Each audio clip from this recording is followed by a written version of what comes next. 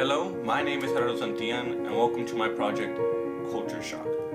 Throughout all these units, we've experienced a lot of different things, and this has ranged from different countries, different ethnicities, different backgrounds, and throughout these units, I've noticed one grand detail, and that comes with the idea of culture shock.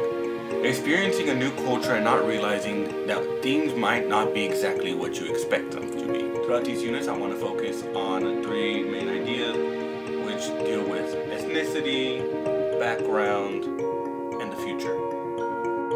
All units encompass one of three traits. That being said, an overlying theme that I have seen throughout all these units has been culture shock is an identifying theme for not only suffering, but also empowerment and prevailing in generations and learning from old and growing with the new. In order to understand this, we can start with Unit 1. And of course, one of my favorite stories from Unit 1 comes from Woman Hollering Creek by Sandra Cisneros.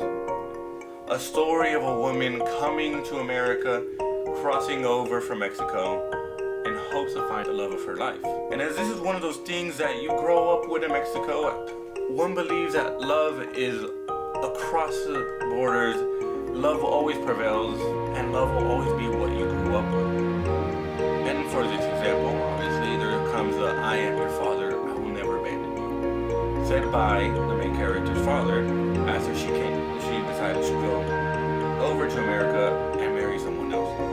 So the reason for this is just kind of growing up, she realizes that there's always going to be someone there for her. That she was always going to have her father's love, and that's unconditional. Thus meaning that's what she expects America to be. That is what love is. And it isn't until later on where she kind of extends this idea of love when she says, finally, the great love of one's life and does whatever one can, must do, and whatever cost.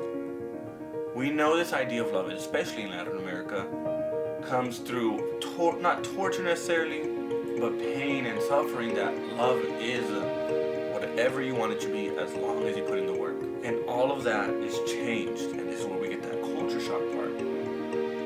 When our main character ends up in an abusive relationship.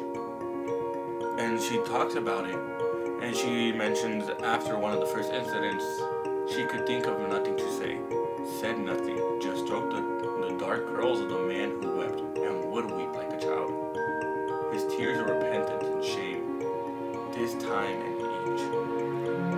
And obviously this means one occurrence does not mean the last occurrence. It means it's still happening to the main character. And as we see, luckily she does escape harm's way and finds a new life. But for culture shock, she didn't want to leave. Not because of the pain on all this, because she was shocked that life outside of everything that she knew was going to be different. She never wanted that. That's what culture shock is through this lens.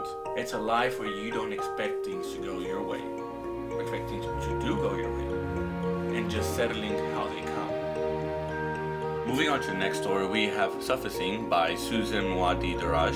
And the important thing with this story is kind of the culture shock dealing with ethnicity, something that we're a little bit more used to. And this comes from first generation student. The problem here throughout the whole story is the daughter of the mother is kind of upset that she doesn't want her mom to go because she's going to talk differently, and she quotes, because you'll talk differently from the other parents and that'll give me teased for at least a month.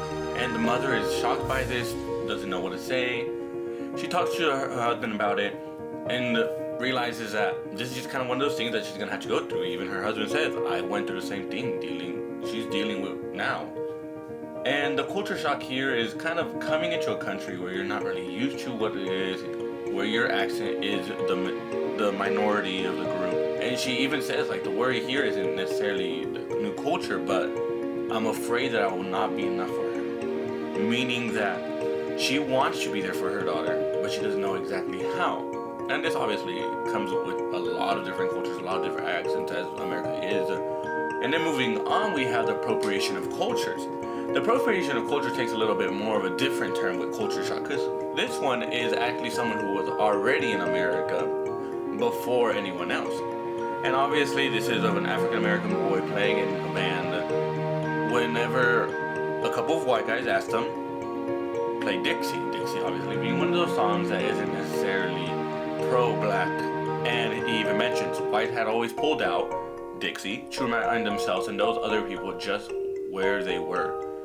And it's the culture shock of, oh, I'm here, but I'm still not appreciated, I'm still not treated like a normal human being.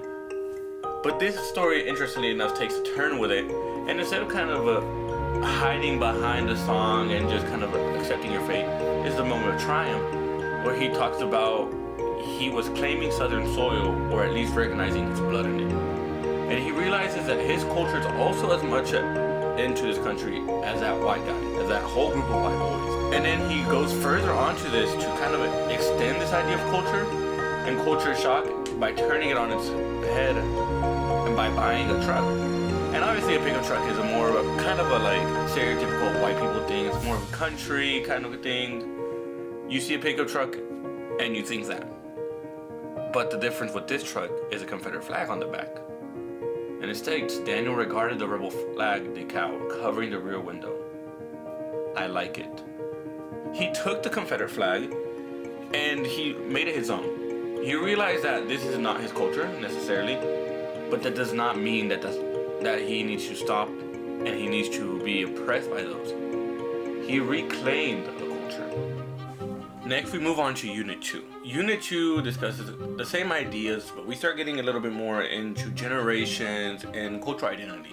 To begin off, we have Gengis, who's Irish, and who's Irish obviously is a story about a grandmother just trying to make her way in America and understand the different cultures around her, but also just the different parenting styles of the Americans. She talks about how her daughter's boyfriend's family is Irish, and one of the biggest things that she even says is kind of a culture shock is the food and the different ways of living. She mentions, I understand it's not the Chase family's fault that they come from a country where everything is boiled. Because food to her is a little bit different. And that's one of the first culture shock moments she feels. And it also comes from just having a son-in-law that's a little bit different. Obviously, he's not Chinese, he's not from Asia. And she even mentions, I always feel something's missing when my son-in-law talk.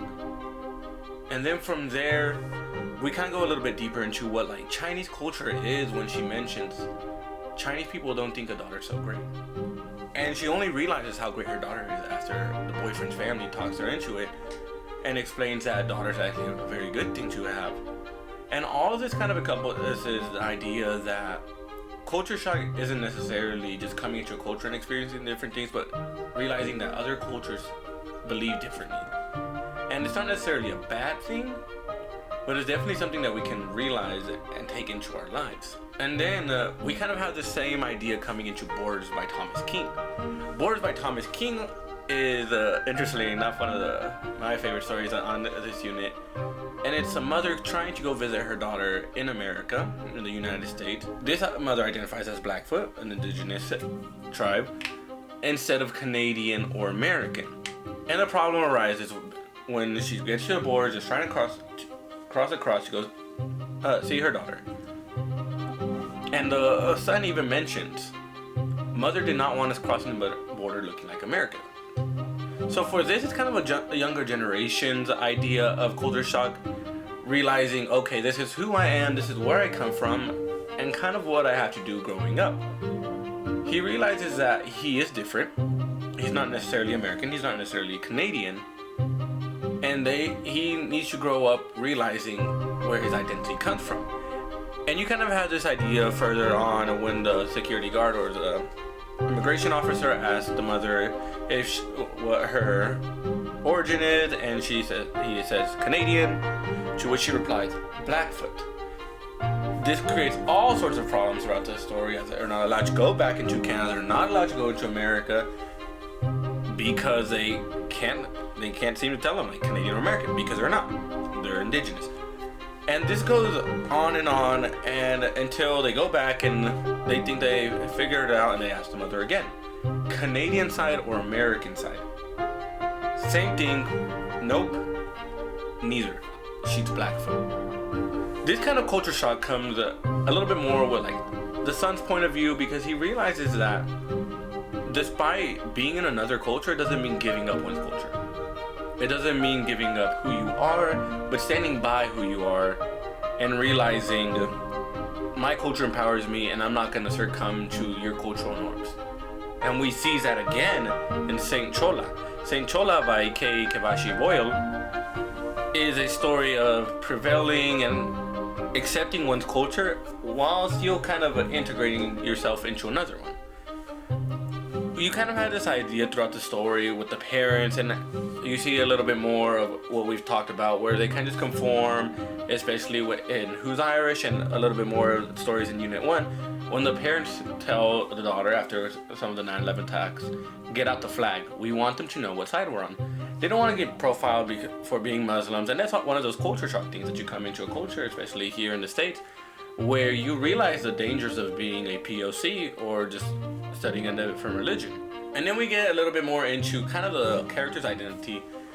And her as a child, similar to Borders, is her point of view of realizing who she is. And we see this when she goes over to her cousin's house and she tells herself, so now you're wearing a hijab and lipstick. A big step for her, never worn a hijab before, but this is something that she knew inevitably she would have to do. And throughout the story, we kind of see her get bullied, we see her get hurt, we see her get just taunted and teased for her beliefs, despite nothing changing between the hijab and not having the hijab. But she realizes the culture shock that is America that her parents had taught her, and she realizes where that fear comes from. And similar to Who's Irish and Borders, is she takes it and she empowers it. She accepts it, but she also says, I am Muslim, hear me roar. Meaning Unit 2 kind of focuses on this idea of culture shock isn't necessarily conforming, but accepting that things might be a little bit different and embracing them. Unit 3 talks a little bit more about like the same thing. It's pride, but also the changes that come from it, and kind of where these beliefs come from and changes in America. We start off with In Cuba, I Was a German Shepherd by Ana Mendez, a story of a bunch of old Cuban men playing dominoes and this extended metaphor over a joke of Fidel Castro and a dog. Eventually, we kind of see what happened and what that symbolizes at the end. And it basically symbolizes that in one's country, before they immigrated, there's someone else. And then they come to America just to be a completely new person. And we see this in one of the lines where they're talking about women, and they stare at one, and when the friend says, I knew a woman like that once. He's made fun of, and they're laughing at him, saying, yeah, sure you did. But it's hinting at the idea that these men did have lives in Cuba. Despite what they might say and joke around, they did have lives where they had lovers, they had a fiance, they had a girlfriend, they had people next to them. And then we kind of had this line kind of further on about how it is to adapt to one's environment over here in America, in the States. And there's the metaphor of dominoes, and it's the clean, fresh scrape of the pieces across the table before each new round. Symbolizing that moving over here is kind of like, it's a fresh start, and it's always going to be different. And sometimes you just kind of have to accept it. But there's also this idea that you have to accept that you're not going to be the same person. And we see that's in the title and also in the line, but in Cuba, I was a German Shepherd, saying I was more in my country, and you don't even realize it. I may be small here, but I was big over there. And that's what culture shock is. It's realizing it's like a game of dominoes. It's gonna be a new slate. It's gonna be different from what one's usually used to. And then we kind of see this idea, but from the standpoint outside of America, with the jamón and the beans by Américo Paredes. Paredes kind of does a little bit different in here, where it's not in America, it's not someone experienced it, it's actually one of those border towns between Mexico and Texas.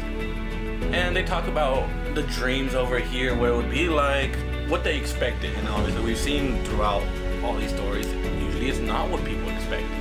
And the narrator actually mentions about one of the uncles, that he has a clearing brush and building irrigation dishes, and he sometimes pulled down as much as $6 a week.